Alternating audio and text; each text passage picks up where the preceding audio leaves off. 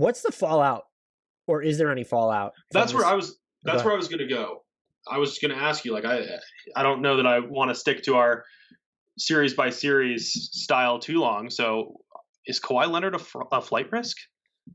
I would say no, because it feels like this is more of a location thing for him. And unless Yeah, he's that's my gonna, sense too. is he gonna force like a sign and trade to the Warriors or the Lakers? Unless that's on the table, which I don't think it would be.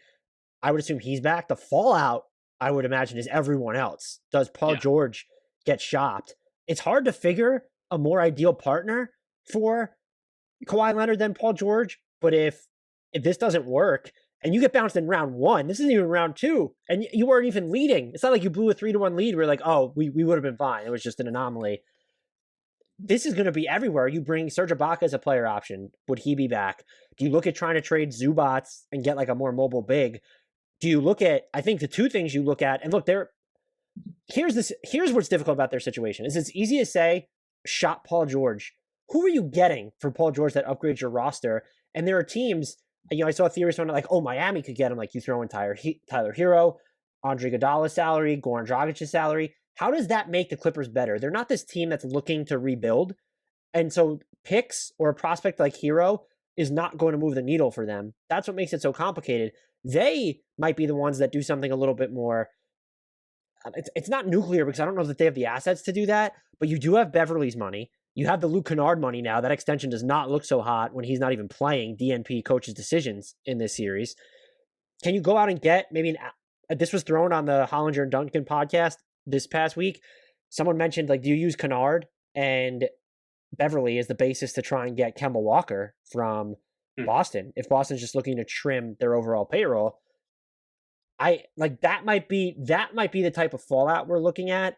Or you could try and get more mobile up front with moving on from Zubats, Ibaka. I don't know what options are out there for them though, and that's what makes this so difficult. They don't have the assets to go and make a win now swing, and then they're players that they can move. Like they have these digestible salaries. I don't know how interested teams are going to be in Patrick Beverly, in Luke Kennard. And then, yes, you can even Marcus Morris on his deal. There will be interest, but what are you getting for Marcus Morris that makes you better? You get into the element of, oh, they're just trimming payroll. And I'll go the Paul George stuff. Like, what's the star for star swap out there that could potentially make sense? Paul George for Beal, like that might make sense for the Clippers. But like, does it make sense for the Wizards? Because you're probably like Russ and Paul George been there, done that in Oklahoma City. So I just don't know what the move would be. You're not doing it, but my point would be you're not doing it for picks and prospects that all these other teams, whether you're the Knicks, I saw the Warriors fans getting in on this, where it's like, you absolutely offer Wiseman in the pick. Yeah. Like, that's great, but the Clippers don't want Wiseman in the pick because they have Kawhi. But if they did, like if they were actually looking to blow this up in a rebuilding style, which again, they shouldn't because Kawhi Leonard, Paul George, Los Angeles Clippers, and you might laugh me out of the room for this one, but you know who's a super interesting fit next to Paul George? Next to Paul George, like on the Clippers or a different team? On a different team. Like if they're going the true rebuilding route. Shai Gilgeous-Alexander. That is such a great pairing. OKC just running it back with how PG. How hilarious would it be, right? If OKC is like, well, we have more picks than we expected now. Like, let's shop a couple of them.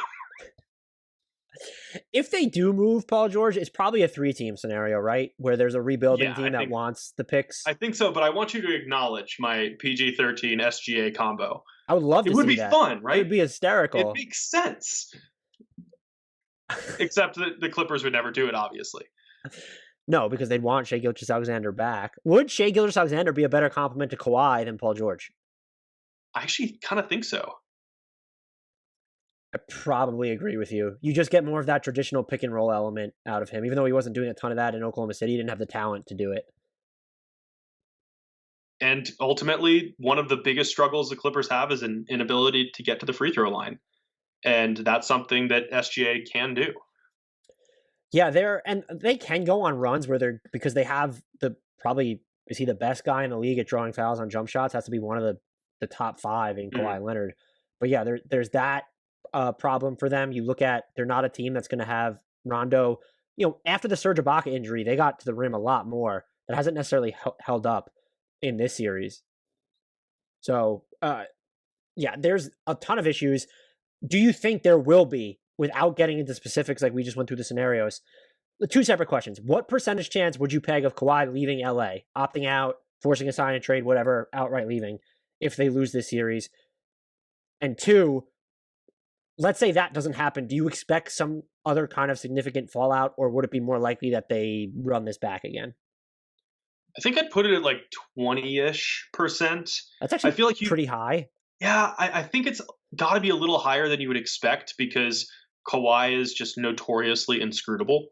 And I don't want to even pretend that I have any insight to what his thinking is. Now, maybe he is tired of losing because he has won championships with multiple franchises and experienced what it's like to be at the pinnacle of the association. But I don't know. I have no idea. And I think because one of the biggest reasons reportedly that he made the decision to go to LA in the first place was to be closer to home and to be playing in LA, I think it's hard to see a move happening. For actually having fallout from a loss, even if they're swept, I'm not sure that they're really going to be able to blow it up. Maybe there would be a desire to, but I think you're still looking more at moves around the periphery and maybe getting rid of a certain head coach who was carried to a title by LeBron James. Whoa, that is a scorching hot take. Is it?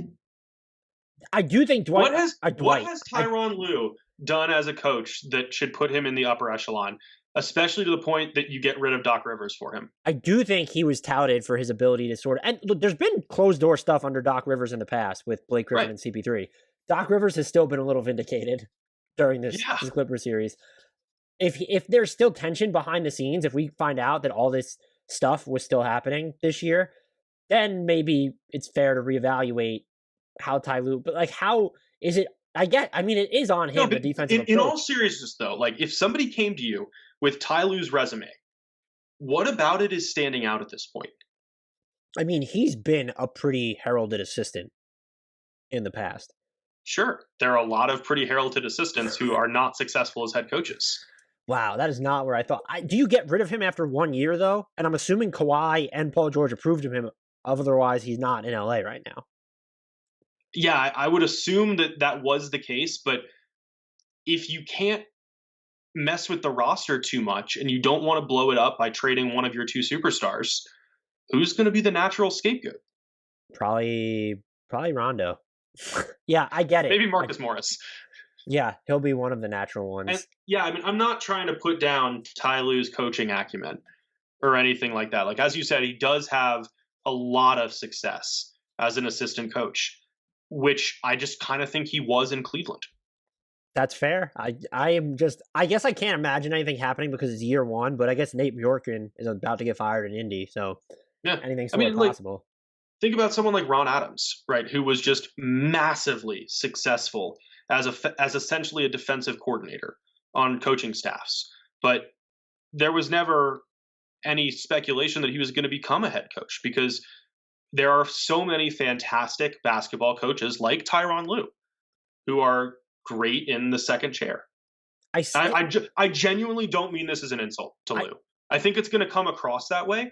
I'm not sure that he's the guy you want in the head coach role to take a team like this to a title because ultimately, like, Kawhi Leonard and Paul George are not vocal leaders. The Clippers have had chemistry issues. You look at this roster on paper, and it should consistently be so much better than it is. There is just an overabundance of talent on paper.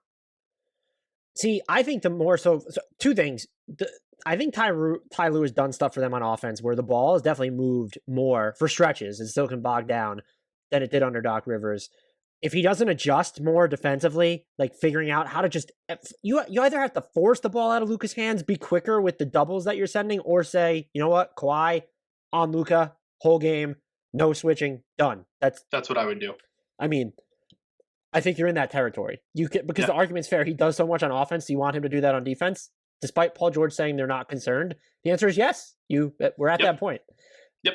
I think the bigger flaw is relying on the coach to be that voice we're talking about in the locker room. 100%. And they don't have a guy on the roster. I know Serge did it in Toronto. He also had Kyle Lowry. That chemistry, he had Gasol there too. Like, the chemistry within that locker room was off the charts. You had multiple guys. And then Rondo has always sort of been it seems like teammates really enjoy playing with him, and his IQ is through the roof, but I don't know if he's the right player to come in. And you have him and Serge Ibaka and Ty Lue clashing heads. That's going to send the wrong message. You ultimately need, I would say, a bunch of Jarrett Dudleys in your locker room, or Channing Frye's, whatever, or you need a marquee player. Yep. And Serge just isn't that. Rondo isn't even that at this point. And that is the bigger issue to me. I don't think that can be on Lue specifically. That feels like the organization setting him, even Doc Rivers, up to fail a little bit. And I'm not trying to look, Kawhi and Paul George are both spectacular all-NBA players. I do think Kawhi is great on both ends of the ball, but if we hear another offseason of like a locker room that he's basically at the forefront of is sort of in shambles, the whole LeBron versus Kawhi conversation was officially ridiculous and never should have taken place. But that's where I'm looking at. And so can you do something to improve the chemistry of this team? But it comes back to what you said. I would vote against seismic changes just because I can't fathom what those would be unless Kawhi or Paul George says that they want out and force the Clippers' hands. Which is, again, why I think it's just a little bit more likely that you do see that after 1 year coaching change. And just to be as explicitly clear as I can be, like, I'm not saying that Ty Lue is a big problem for the Clippers. He's done a lot of good things. He's more of a neutral in my mind. And that's why I think it's likely that he's replaced, because I'm not sure that he does enough to elevate the team. But again, like, if that came across as me trying to bash Ty Lue's coaching ability, like, my apologies, and that is not the intent.